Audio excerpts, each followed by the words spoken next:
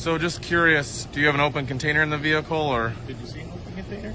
Well, I saw a cap and a cooler, which would lead me to believe that there's probably some alcohol in that vehicle. There are no open containers in the car. Have you been drinking today at all, sir? No, I have not. You promise? Promise. Can we do a quick field sobriety test on you? No, we can't do that. It starts with a simple question, but it explodes into something no one expected.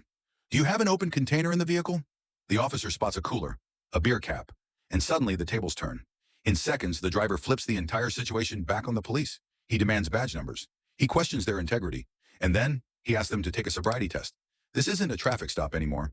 It's a battle over transparency, power, and who's really following the rules. Watch what happens when a citizen refuses to back A down. cooler in the front seat and then a beer cap that's in the center console.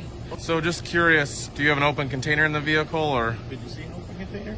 Well, I saw a cap and a cooler, which would lead me to believe that there's probably some alcohol in that vehicle. There are no open containers in the car. Have you been drinking today at all, sir? No, I have not. You promise? Promise. Can we do a quick field sobriety test on you? No, we can't do that. And why is that? Because I'm trying to get my report done so I can get out of here. Well, I understand that, but what I'm saying, just from the public's viewpoint, right? If you want to call my supervisor and have him give me a PBT, I'm fine with that. But I'm Okay. not going to do... You just won't follow the finger real quick and that's it? An officer safety issue. And COVID. I don't want to get that close to you. That's fair. Do you mind if I look in your vehicle real quick? Just the front seat there? Like you were doing? No, but I open the car door and look into that cooler and see if there's any open containers. No. Why is that? Just out of But it's curiosity. my car, and like I said, I'm trying to get out of here on time. I get that, but if there's nothing to hide, then No, I'm not going to let you look in my vehicle. But thank you, though. Well, can I speak with your supervisor then, sir? Sure. Sergeant Peter, I'm on the way out. You understand my concern, right? No, I don't. Well, I'm just doing my job. Hey, Sergeant. How are you? Good. What's your name and badge number? My name's Adam. Adam? Your Hoff. My badge number is 36Sam9. You want a card? That'd be great. That'd be awesome. Well, say if he can watch you so I can show you what I'm talking about, I'll go to the opposite side of the vehicle so you can look in without me being behind you. But I just want to show you something in his vehicle right here. So I'm going to go on this side so that way you can go to the other side. And I have no weapons on me or anything like that. I'll show you right now just so you can see it. I just want to let you know. In this vehicle. Yes, in this vehicle. So this is Officer Bennings. And if you look right here towards me in that little pen compartment, you'll see a bottle cap that's open from a beer or Corona, and then a cooler there. And so my concern is that obviously that would lead me to believe there's maybe an open container in the vehicle or something like that. And also would give me some concern that maybe Officer Benning had been drinking today or something like that. He won't let me look in the vehicle, which is fine, but I think he's obviously been driving here and he's about to get in his personal vehicle and go home. So I asked him if I could give him a field sobriety test and he said no. Would you mind taking care of that then? I'll address it with him, yes. I'll wait right here then. Because my concern is that the man has a firearm. He's operating a vehicle. The same thing that would apply to me, obviously, if I got pulled over. And I don't think it's unreasonable to just real quick. To check it out. He's actually just going to grab his duty bag and I'll address it with him. And then my thought process too is maybe I would like to know the outcome. So how do we do that? I think we could do a PBT right here. Well, I'm not going to do it right here. I said I'm going to address it with him and I'll deal with that. But just a bottle cap inside someone's vehicle doesn't give me probable cause to believe they're intoxicated. It doesn't give you probable cause to also believe there might be an open container in the vehicle. He's not in the vehicle. I understand that, but he's about to be in the vehicle, and there's also. not. And what did he show up in? How did he get to work? I don't know.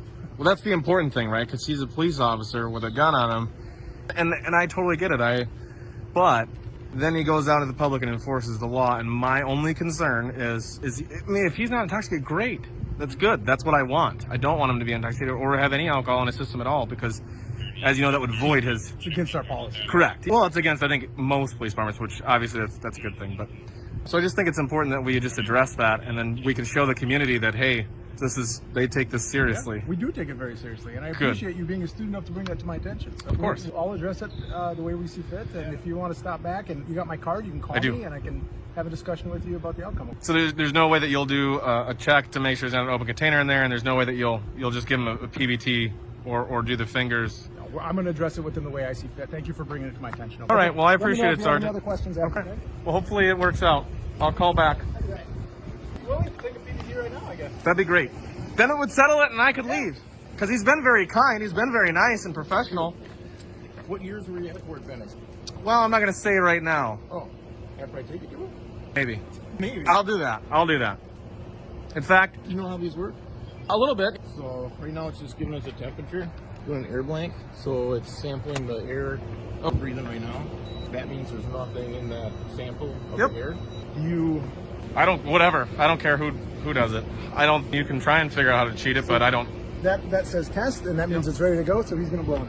And then it has to have two asterisks that come up. The first one just shows that there's air going through. The Okay. second one will show that there was an adequate sample. And that click means it was an adequate sample, and then it thinks and it calibrates, and you can see it says 000. Okay. My name is John. Can't put the code. Oh yeah. Do one. Okay. We'll do one of these elbow Jeff. things. I think we already introduced ourselves. Yes, but I didn't tell you my name before, so now I'm going to tell you my name. My name's John. I'm a First Amendment auditor. What I do is I go out and I check with the. I'm going to take my mask off. You guys are cool with that? Is that okay? Yeah, as long as I'll stay 6 feet back.